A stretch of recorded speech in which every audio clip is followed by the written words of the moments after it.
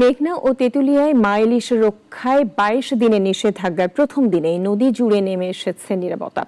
নিষেধাজ্ঞায় কর্মহীন ভোলার ২ লক্ষাধিক জেলে।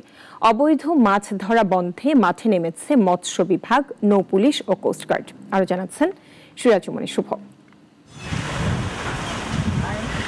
ভোলার মেঘনা আর তেঁতুলিয়া নদীতে এখন বিরাজ করছে এক অদ্ভুত নীরবতা। জাল ফেলছে না কেউ, নেই নৌকার শব্দও। মা ইলিশ রক্ষায় শুরু হয়েছে টানা ২২ দিনের নিষেধাজ্ঞা। ২ লক্ষাধিক জেলে এখন কর্মহীন, অলস সময় কাটাচ্ছেন তারা। নিষেধাজ্ঞা মানলেও জেলেদের জীবনে নেমে এসেছে অনিশ্চয়তা। সরকারি বরাদ্দের চালে চলছে না সংসার, আবার সবার ভাগ্যেও সেই চাল জোটে না।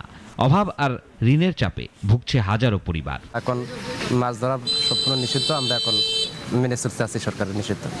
আর এই অভিযানে মানুষের সংসারে কিভাবে চলবো আল্লাহ ভালো জানে। সরকার যদি একটু এই জালিয়াও দিতে চাইতো, কিছু চাল দিত বাড়তি ফিরিয়া, তো চালটা পাইলে তখন কোনো রকম নুন তেল দিয়া ভাত পাতা দিয়া ভাত খাইত। নিষেধাজ্ঞার প্রথম দিন থেকেই মাঠে প্রশাসন, পুলিশ, কোস্টগার্ড আর মৎস্য বিভাগের যৌথ অভিযান চলছে নদী জুড়ে। আমরা ২২ দিন অভিযান দিয়েছেন, আমরা জাল তুলতে আছি। আমরা জাল তুলতে ৬-৭ দিন যাইবে মালিকের বুঝ দিতে। তারপরে আমরা কি রাস্তায় আটু মাদা না করুম আর খামা আসার সময় ২২ দিনের অভিযানে আমাকে একটা সংসারে যে ৫-৬ জন খাওয়া নিয়ে থাকে, যে ২৫ কেজি চাউল দেয়, ২৫ কেজি চাউলে আমরা শুধু আমার সংসারটা চলবো। ৪ অক্টোবর থেকে শুরু হওয়া এই ২২ দিনের নিষেধাজ্ঞা চলবে ২৫ অক্টোবর পর্যন্ত।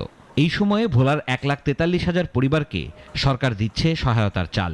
মোট ৩,৫৮৬ মেট্রিক টন চাল বিতরণের ঘোষণা দেওয়া হয়েছে। তবে জেলেদের দাবি, সহায়তা যেন সময় মতো ও সবার কাছে পৌঁছায়।